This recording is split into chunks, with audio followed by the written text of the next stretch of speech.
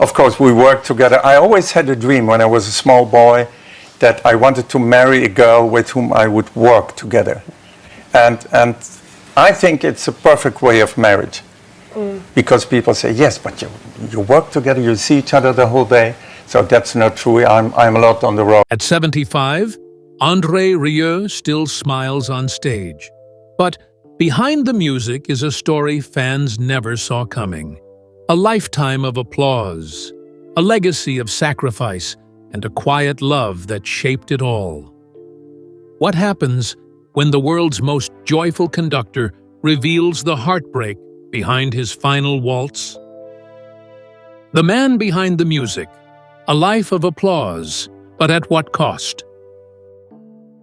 At 75, André Rieu still takes the stage to roaring applause. But behind the polished tuxedo and standing ovations is a man quietly facing the weight of what that applause cost him.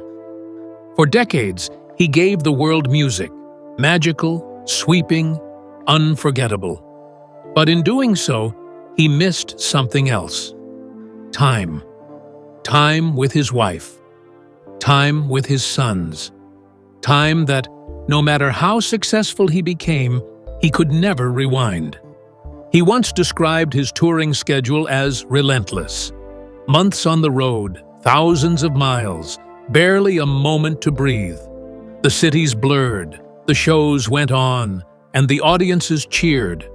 But far from the lights, birthdays were missed. Holidays passed with just a phone call.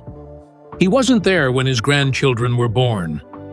"They were born while I was somewhere between airports," he admitted, his joy lined with regret. His voice cracks now when he talks about his family, about the little things, helping with homework, Sunday breakfasts, hearing the door open and knowing it's Dad. He missed so many of those moments, and now, even as a grandfather, that grief lingers.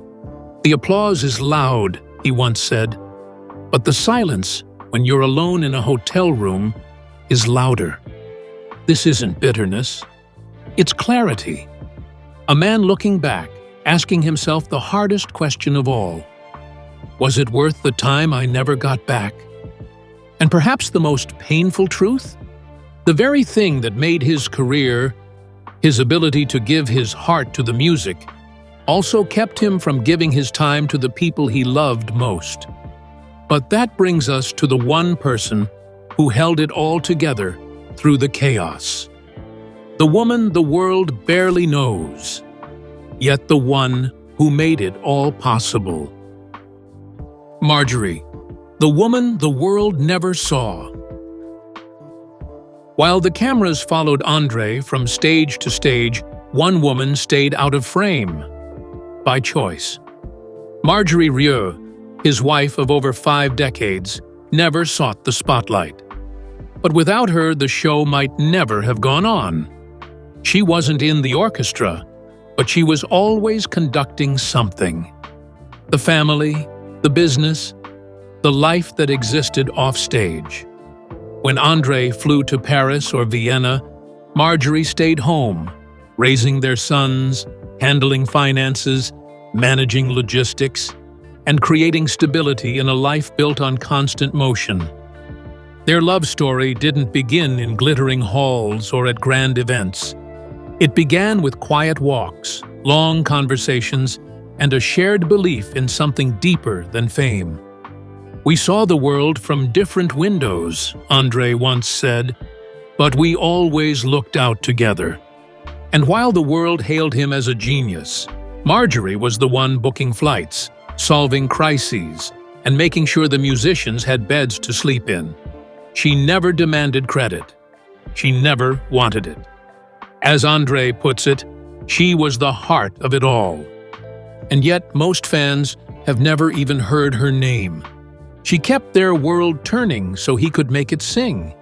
But her sacrifices went unnoticed for years, by the public, and if he's honest, even by André himself. Now, as he slows down and looks back, he's beginning to understand. The true rhythm behind his success wasn't the waltz. It was her. And that truth became undeniable in one place: a castle, a dream, and a symbol of everything they built together. A castle built on sacrifice.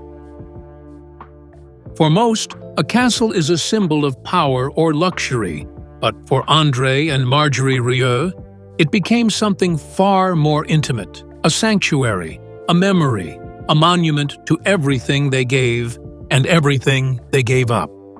The story of the castle begins long before the world knew André's name. As a boy, he took piano lessons in that very building, its walls crumbling, its rooms cold and empty. It was fading into history, forgotten by the town. But to André, it held magic. Decades later, standing on stages in front of tens of thousands, he never stopped thinking about that place. One day, he turned to Marjorie and said almost shyly, "I want to bring it back." It would have been easy for her to say no. The cost, the work, the time.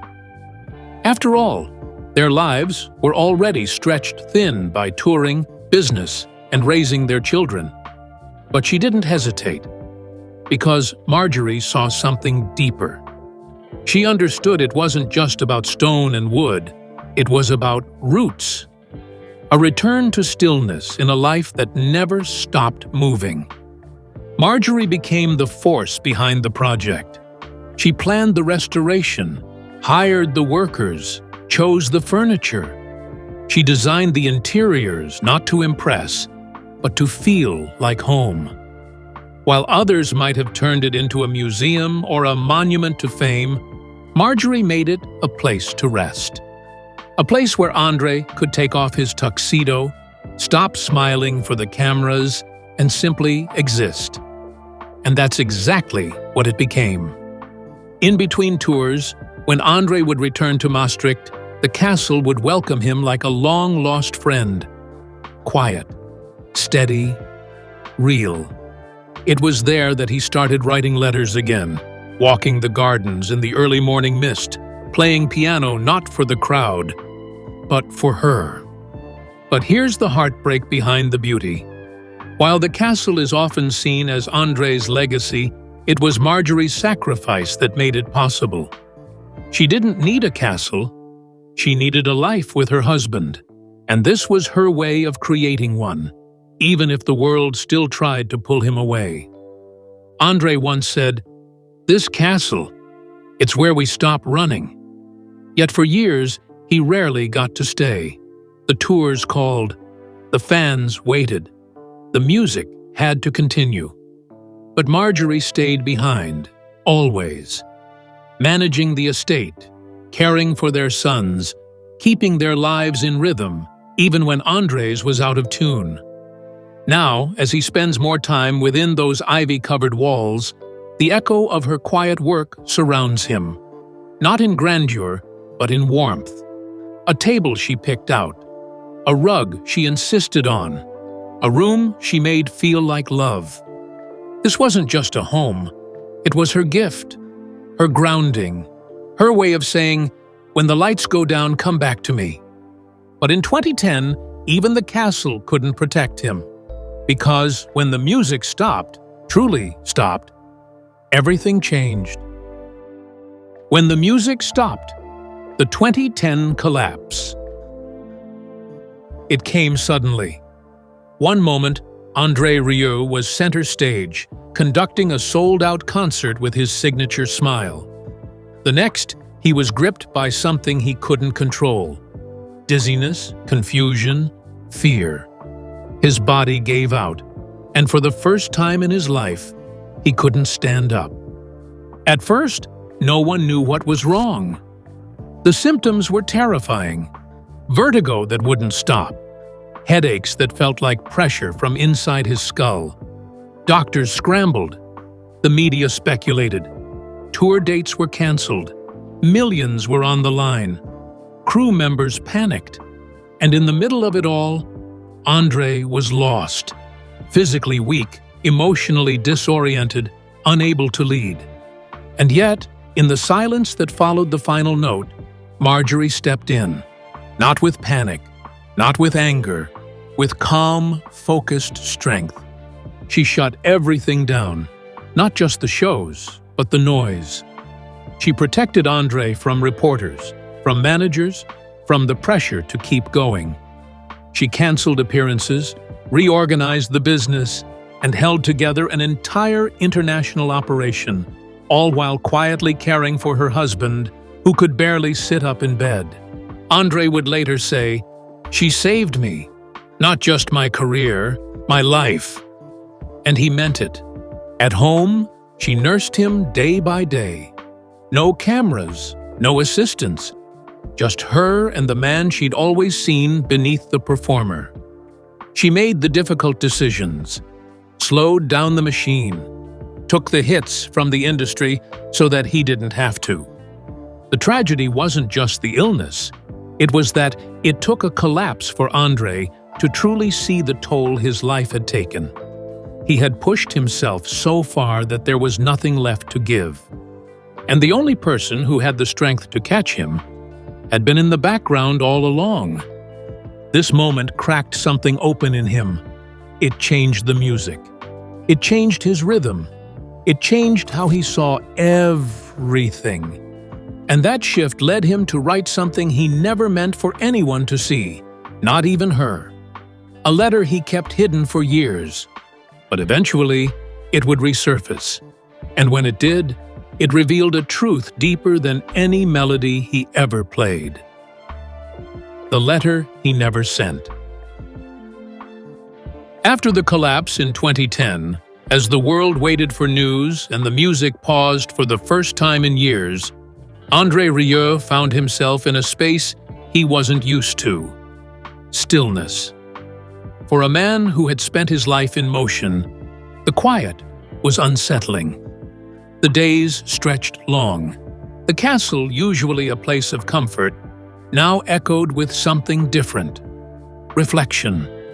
One afternoon, alone in a quiet room, he sat at his desk and wrote a letter.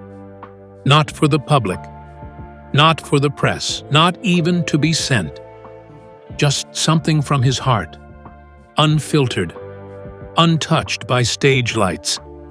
It was for Marjorie, a letter of everything he had never said. In it, he didn't talk about fame or fortune.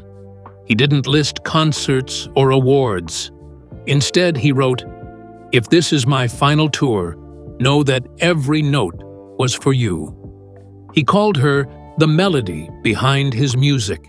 Not the inspiration, but the structure, the rhythm, the soul.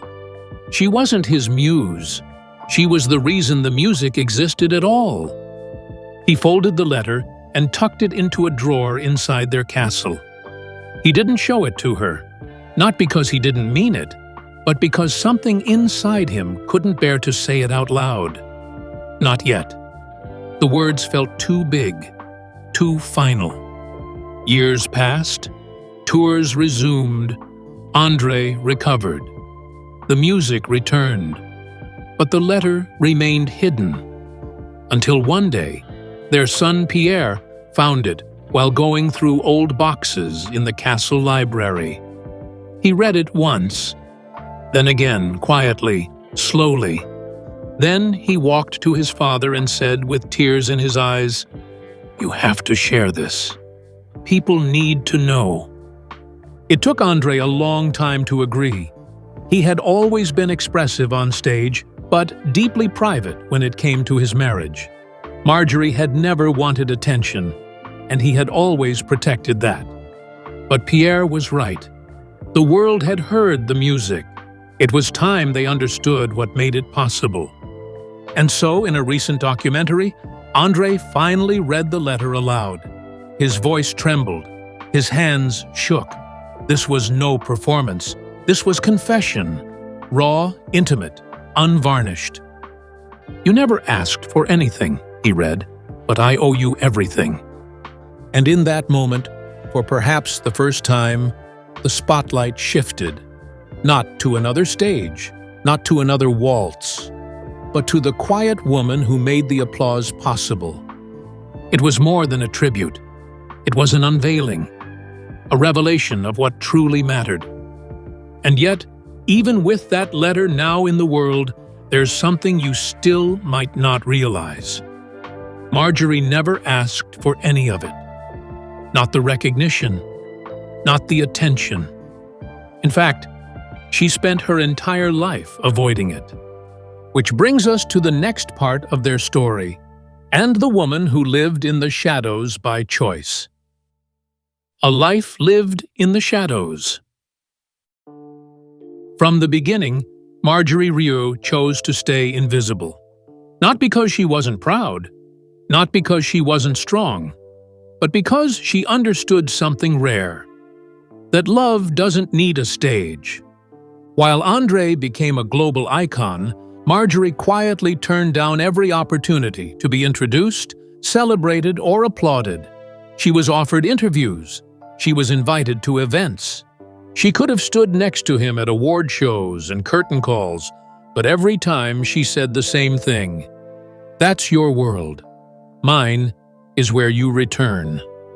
It wasn't shyness. It was conviction. She didn't want to be known as the wife of.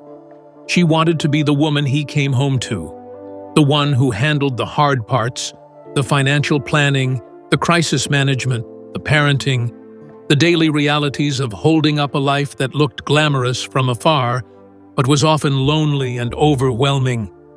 And she did it without applause. While André was cheered by millions, she sat at the kitchen table with a calculator, a schedule, and 2 growing sons who missed their father. She helped with homework, packed school lunches, solved backstage problems from thousands of miles away, all while remaining anonymous to the very people who idolized the man she built a life with. André now says she was the true architect of the dream. Without her, I would have never made it past the first concert. And that's the tragedy most people miss. Her silence was the foundation of his symphony. Her name wasn't on the posters, but her fingerprints were on every part of the journey. The irony is heartbreaking. The more famous he became, the more invisible she allowed herself to be. But it wasn't about being small. It was about being steady, present, constant. She chose books over red carpets, family dinners over photo ops, peace over prestige. Even now, after the letter, after the documentaries, Marjorie still resists attention. She's content watching from the side, knowing she didn't just support a legend, she helped shape him. And slowly, as André pulls away from the spotlight, he's beginning to understand that legacy isn't measured in fame. It's measured in quiet sacrifices, in the strength of someone who never asked to be seen and yet made everything possible. But even the strongest partnerships face breaking points. And years after his first collapse, André would come dangerously close to another, this time far from home. And once again, it was Marjorie who reminded him what truly matters. The quiet collapse in Mexico. It happened again, this time in Mexico. André Rieu was preparing for yet another concert in a city thousands of miles from his castle in Maastricht. The venue was packed, the orchestra ready, the audience buzzing. But something was wrong. Deep in the wings, moments before the show, André felt it. A tremble in his hands, a shallow breath, a wave of dizziness that made the world tilt. His body, once again, was sounding the alarm. This time louder, more final. He leaned against the wall, pale and sweating. And then he looked at the one person who had always known the truth before he could speak it. Marjorie. "I don't think I can do this again," he whispered. It wasn't a dramatic moment. It wasn't a breakdown in front of a camera crew. It was a quiet surrender between 2 people who had been through everything. Marjorie didn't argue. She didn't tell him to push through. She didn't remind him of the fans or the expectations. or the million-dollar production ticking in the background. She just looked at him and said, gently but firmly, "Then don't. Come home." That sentence changed everything. It wasn't a command. It was permission, something he hadn't given himself in decades. Permission to stop performing, to step away, to choose life over legacy. For the first time in his career, André truly considered what it would mean to let go of the stage. No more 4 a.m. airport calls. No more stadium tours. No more pretending his body could keep up with the tempo. And in that moment, the tragedy became clear. He had never stopped long enough to ask if he still wanted to go on. Back in his hotel room, recovering in silence, André finally saw what Marjorie had known all along, that music wasn't the only thing keeping him alive. What was keeping him alive was her. Her presence, her patience, her strength. He didn't make a grand announcement. He didn't cancel the tour forever. But something shifted. The man who had once raced across continents now chose to slow down. Not because the world stopped asking, but because he finally had the courage to say no. That collapse in Mexico wasn't the end, but it was a turning point, the beginning of the end of the chase. And when André returned home, he looked at his life differently. At his castle, at his wife, at his son, especially his son. Because while André had spent a lifetime being watched by the world, his son had been watching him from the shadows and learning what true endurance really meant.